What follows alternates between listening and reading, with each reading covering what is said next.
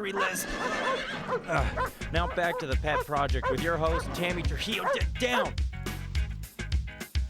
Hi, we are back on the Pet Project, the show your pet wants you to listen to. And we are going to be talking about not just cats, not just dogs, not just products today, but we're going to be talking about bunnies here in just a moment. We're hooking up with the Long Beach City College Bunny Adoption. Now, if you're local to Southern California and you have spent any time at Long Beach City College, which is, of course, where I went to college, go Vikes. Go, okay? Hi, James and everybody else. I know you listen to the show. You're my alumni from Long Beach City College.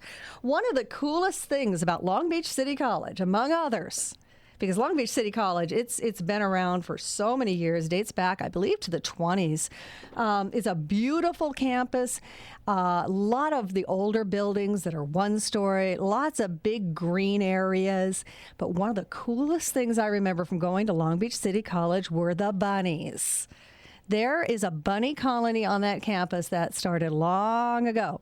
And it would be so much fun just to sit outside and see the bunnies. And some of them, you get to know them. They'd be real friendly with you.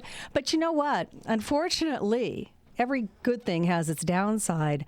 People started thinking Long Beach City College was an open place to rehome your bunny when you got tired of him or her. And you know what bunnies do best? They reproduce. So, in 2010, LBCC had a serious overpopulation of bunnies on the campus. And we want to bring on right now Donna Puridaran with the Long Beach City College Bunny Adoptions. Donna, thanks for being on the show. Oh, thanks for having us. Absolutely. Hey, you're on my old stomping grounds there.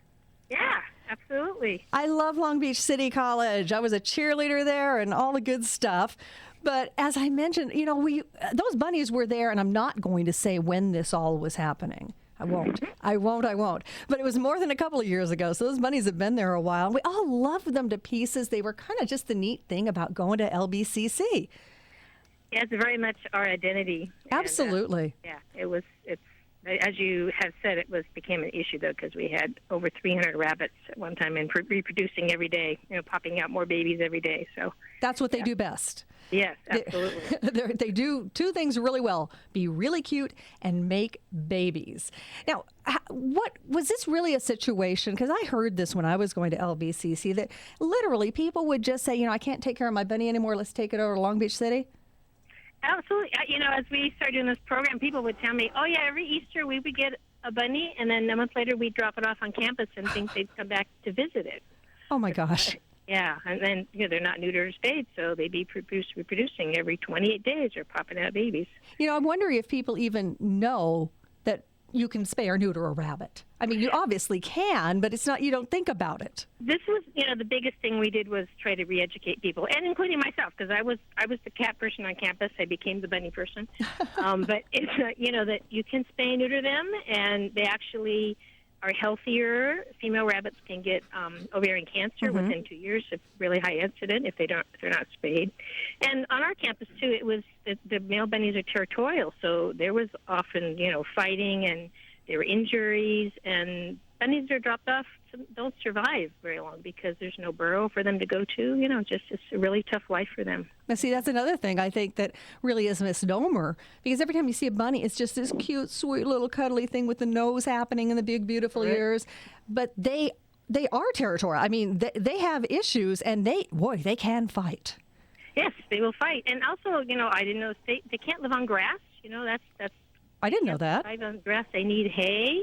Really? Special kinds of hay, and we feed them greens and treats for vitamins, and so they will not last long just eating hay. Their lifespan is very short, unless they're and if you take care of them, they can live 10 years. But out in the wild like this, it's less than probably 6 months. Wow. And again, I think that's one of those things people think, bunnies run around in the grass, so gee, they must eat grass. It all seems very simple. They'll chew on it, but there's nothing that they can't live on it, can't survive on it, Now, one thing I think is really important to bring out, because a number of years when I was on one of the news stations here in Los Angeles, probably 10, 15 years ago, it came out that LBCC was having bunny issues, and that we've had bunny issues at a lot of other places like Leisure World and all of that. Mm-hmm. I want our listeners to be very clear on one thing. LBCC still likes their bunnies.